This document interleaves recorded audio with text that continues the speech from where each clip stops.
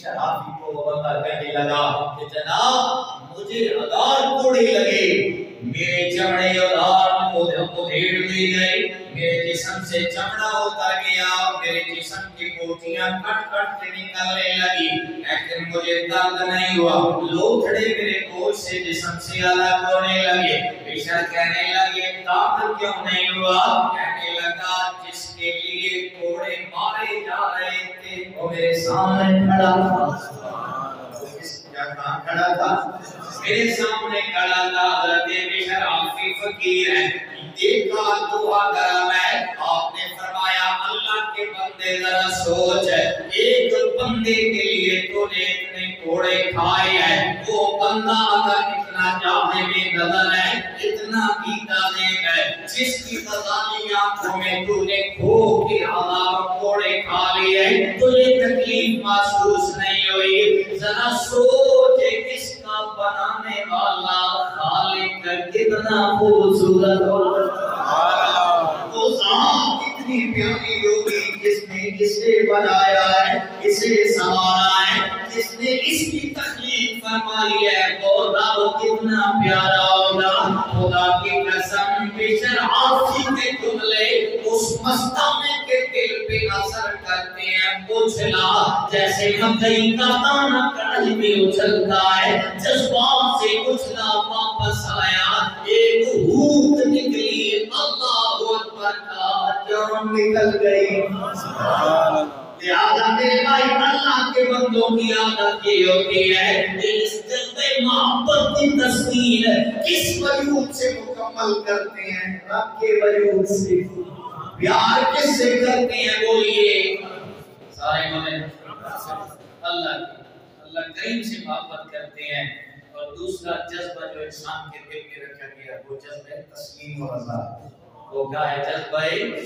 سارے بولیے جذبہ تقریب قدر مشکل تو نہیں ہے نا، سمجھ آ رہی ہے؟ جذبہ تسلیم و رضا یہ ہر انسان کے دل کے اندر رکھا گیا، اور اس جذبہ کی تسکین کے لیے بڑے بڑے لکھے ڈاکٹر، بڑے بڑے سکالر جن کو کوئی رہنما نہیں ملا،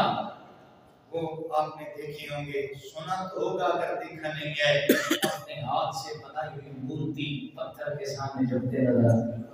آتے ہیں کہ نہیں آتے؟ ہے وہ بھی انسان، اللہ نے عقل انہیں بھی دے رکھی ہے۔ یہ تمام تر صلاحیتیں جس طرح جذبہ محبت بندہ مومن کے دل میں رکھا گیا، ایک کافر کے دل میں بھی رکھا گیا، جس طرح جذبہ تسلیم و رضا دل کے اندر رکھا گیا، اسی طرح یہ تسلیم و رضا والا جذبہ کافر کو بھی عطا کیا گیا۔ لیکن میرے بھائی کوئی بندہ یہ جذبہ تسلیم و رضا یوں ثابت کر رہا ہے، یوں اس کی تسکین کر رہا ہے، کبھی کسی درخت کے آگے جھکے، کبھی کسی پتھر کے آگے جھکے، کبھی کسی جانور کے آگے جھکتا نظر آتا ہے، کبھی کیڑے مکوڑوں کے آگے جھکتا نظر آتا ہے۔ اس جذبہ تسلیم و رضا کی تسکین ہو رہی ہے۔ وجہ کیا ہے میرے بھائی؟ ہم بھی انسان ہیں، اللہ کی قسم اگر ہمیں وہ ہادی رحمت نہ ملتا ہم بھی کسی پتھر کے آگے جھک رہے ہوتے، کسی شجر کو سجدہ کر رہے ہوتے، کسی گوبر کے اندر پیدا ہونے والے کیڑے کے آگے بھی لوگ جھکتے رہے ہیں، ہم بھی کسی جانور کو سجدے کر رہے ہوتے۔ آج اگر اس جذبے کی تصدیق اپنے رب العالمین کے سامنے کر رہا ہے تو یہ مبارک ہو، تجھے اللہ نے مصطفیٰ جیسا نبی عطا فرمایا ہے۔ نعرہ تکبیر، نعرہ رسالت، نعرہ رسالت، نعرہ تحقیق، نعرہ حیدری، آر دیے نہ پار دیے، گل ساری سرکار دیے۔ مہین اور بڑی اشارہ ہے، اس میں بات کرتا ہے کہ آغوش صدف جس کے نصیبوں میں نہیں ہے، آغوش صدف جس کے نصیبوں میں نہیں ہے، وہ قطرہ نیساں کبھی مدہ نہیں کرے۔ یہ جو موسم بہار کی پہلی بارش ہوتی ہے نا، تو موسم بہار کی پہلی بارش کے یہ مہنگا سام اشراف الغرب ساری چیزیں اپنا منہ کھول کے آسمان کی اور سمندر کی تہ سے نا سپیاں جو ہوتی ہیں نا، صدف سپی جو ہوتی ہے، سمجھتے ہیں نا سپی، وہ بھی سمندر کی تہ سے نکل کر اللہ کی قدرت سے سمندر کی اوپری سطح پہ آتی ہیں اور ان کا منہ بھی کھل جاتا ہے، پھر بارش کا پانی قطرہ، وہ موسم بہار کی بارش کے جو قطرے ہوتے ہیں نا، انہیں قطرہ ایسا کہا جاتا ہے، اور وہ کسی مینڈک کے منہ میں گیا، کوئی سانپ کے منہ میں گیا، کوئی کسی ریت پہ گر گیا، کوئی کسی مٹی پہ گرا، کوئی سمندر کی تہ میں چلا گیا، وہ سارے ضائع ہو گئے، لیکن موتی وہ بنتا ہے جسے آپ کے صدف میسر ہے،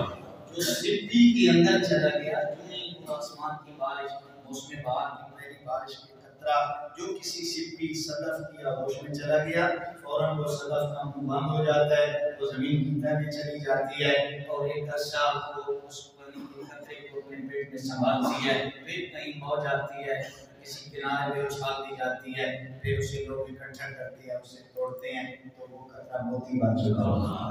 اب ذرا سمجھیے، شاعر کہتا ہے